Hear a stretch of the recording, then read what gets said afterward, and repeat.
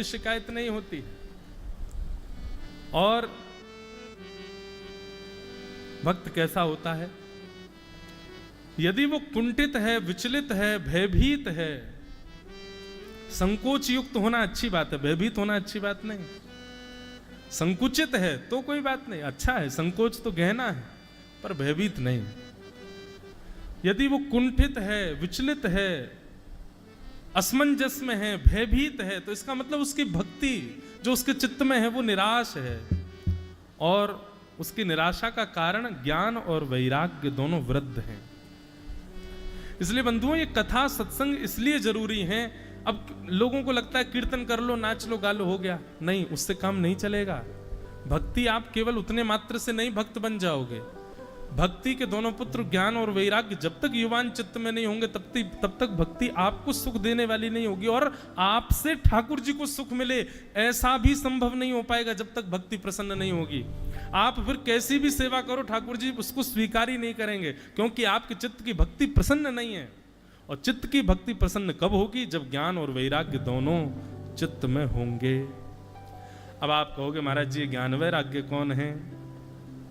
तो ये तो हम कल 3 बजे से बताएंगे कि ज्ञान वैराग्य कौन है। कथा का समय आज 6 बजे तक रहेगा। आज शोभा यात्रा थी, प्रथम दिन था, तो थोड़ा विलंब हुआ। कल 3 बजे हम बैठ जाएंगे यहाँ आकर के। और सुनिए, आप आओ तो वेलकम, नहीं आओ तो भीड़ कम। हम तो अपने श्री दत्त भगवान को सुनाने आए हैं। हमको पता है श्री अवधूत ठाकुर जी का वो स्वरूप सामने बैठ करके मधुर भाव से संपूर्ण कथा श्रवण कर रहे हैं।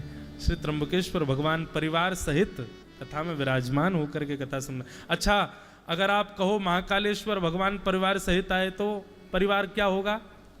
शिव, पार्वती, गणेश जी और कार्तिकेय, उनके वाहन भी जोड़ लो तो नंदी हो गए, सिंह हो गए, मूषक हो गए, मयूर हो गए, कुछ 2-4 गण भी सुन लो, ये हो गया महाकाल भगवान का परिवार। लेकिन यदि कहा जा रहा है त्र्यंबकेश्वर भगवान परिवार सहित आ रहे हैं, तो त्र्यंबकेश्वर में सुन लो परिवार कौन है? महादेव और महादेव का परिवार, विष्णु और विष्णु का परिवार, ब्रह्मा जी और ब्रह्मा जी का परिवार, तो ये सब सहित यहाँ आ रहे हैं। वहां त्र्यंबकेश्वर हैं, तीनों ठाकुर जी एक रूप में विराजमान है।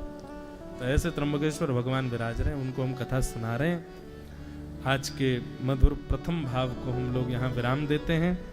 कल ज्ञान और वैराग्य के परिचय से कथा का प्रारंभ करेंगे। फिर हम कल से 24 गुरुओं में से एक गुरु जो श्री दत्त भगवान ने उपदेश में सुनाए हैं, श्रीमद् भागवत में 24 गुरु, उनमें से प्रत्येक दिन, या हो सकता है 2 दिन तक एक ही गुरु पर थोड़ी चर्चा हो। थोड़ा हम सोच रहे हैं उसमें आप लोगों को गृह कार्य भी दिया जाए। गृह कार्य का मतलब कथा के बाद आप लोगों को भी चिंतन मनन बना रहे।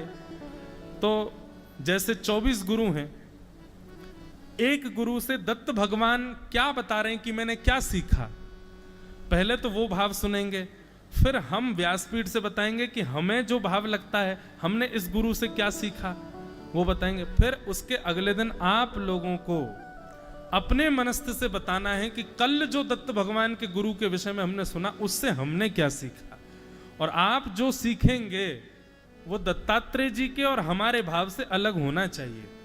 तो आपको ये गृह कार्य भी मिलेगा, और गृह कार्य जो अच्छे से पूर्ण करेगा वो उसको एक हमारी तरफ से उपहार मिलेगा। उपहार क्या है? यदि वो 10 डुबकी लगाता है तो 11 लगाएगा, एक एक्स्ट्रा डुबकी। गोदावरी जी में एक एक्स्ट्रा डुबकी उपहार के रूप में लो, हमने दे दिया आपको, एक लगानी है। तो एक गृह कार्य भी चले, 1 महीना है, थोड़ा आनंद आवे हैं, सुख मिले, इस भाव से हम लोग करेंगे। आप सब लोगों के चित्त में विराजमान हमारे श्री ठाकुर जी को बारंबार प्रणाम। हमारे गिरधर लाल जी भी पधारे हैं।